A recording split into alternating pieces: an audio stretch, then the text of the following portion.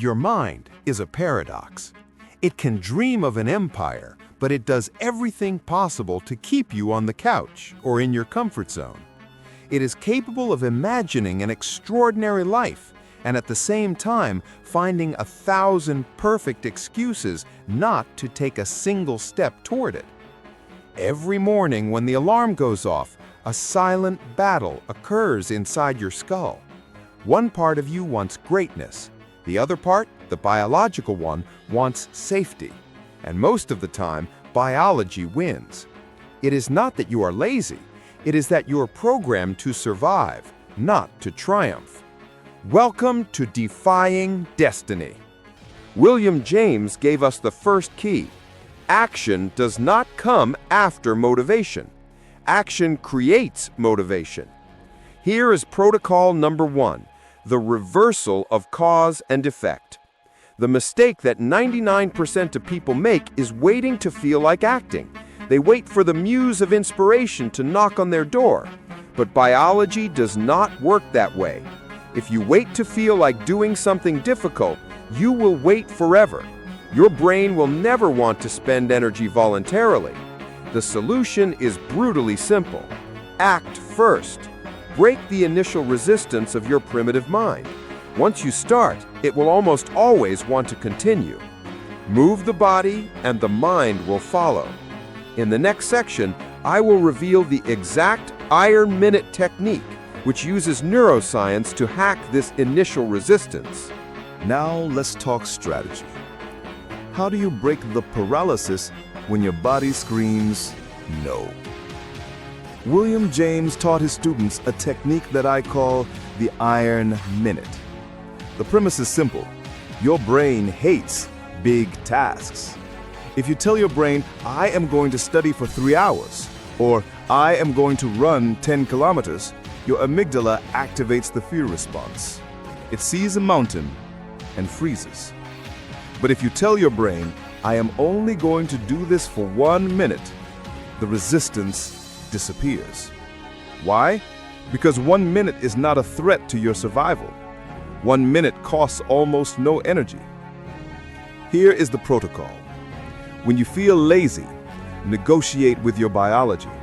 Say to yourself, I will only write for 1 minute.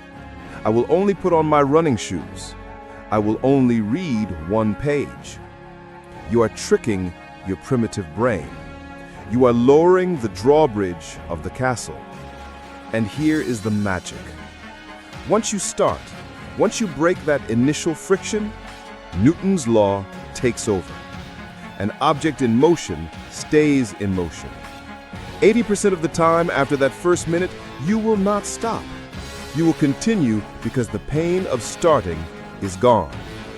Nietzsche called this the will to power. It is the ability to assert your dominance over your own instincts. Start small, but start now. Prove to yourself that you are the master of your own house. In the next section, we will explore how to use your environment to make discipline automatic, so you do not have to rely on willpower every single day. Now you have started, but how do you keep going when willpower runs out? William James observed something fascinating. Discipline is not just internal, it is external. Your environment is either your ally or your enemy. If your phone is next to you while you work, you are fighting a battle you will lose.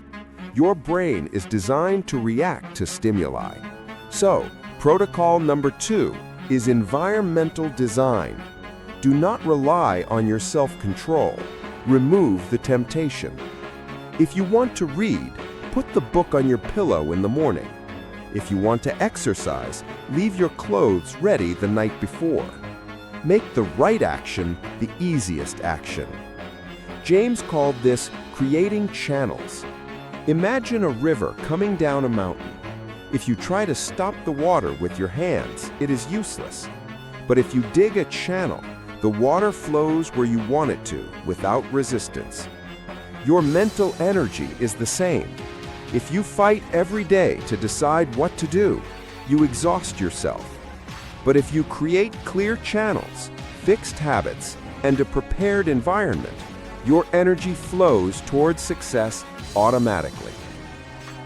Nietzsche said that true freedom is not doing whatever you want. It is wanting what you have chosen to do. By designing your environment, you are choosing your destiny before the battle even begins. In the final section, I will show you how to turn these actions into an unbreakable identity so that discipline becomes who you are, not just what you do. Finally, let us talk about the end game. Why do most people fail after 2 weeks? Because they rely on motivation, not identity. William James said, "Action creates habit. Habit creates character. Character creates destiny." The goal is not to force yourself forever. The goal is to reach the point of no return. This is the moment when not doing the hard thing hurts more than doing it. Protocol number 3 is identity shifting. But listen carefully. This does not happen overnight. It is not magic. It is engineering. There is a brutal law in psychology. Act as if you are until you become. When you say, "I am trying to quit smoking," you are giving your brain permission to fail. You are admitting that you are weak. You must eliminate the emergency exit. Do not say, "I am trying to wake up early." Say, "I am an early riser," and then act like one. At first, it will feel fake. It will feel like a costume. Your mind will call you a liar. Ignore it. Keep playing the role. If you repeat that action every single day without fail, your biology eventually will not know the difference. Your brain will end up believing the story you tell it with your actions. Relentless repetition turns fiction into reality. Nietzsche said, "Become who you are." He meant that you must carve your own statue. Every time you execute the iron minute, you are striking the chisel. You are removing the excess stone to reveal the titan underneath. So here is your mission for today. Do not wait for tomorrow. Do not wait to feel ready. Pick one hard thing, just one, and do it for 1 minute. Prove to your biology who is in charge. If you are ready to walk this path, write in the comments, "I defy my destiny." Let the world know that you have woken up. Subscribe to the channel if you want to continue rewiring your mind. I am watching you. Now, go and conquer.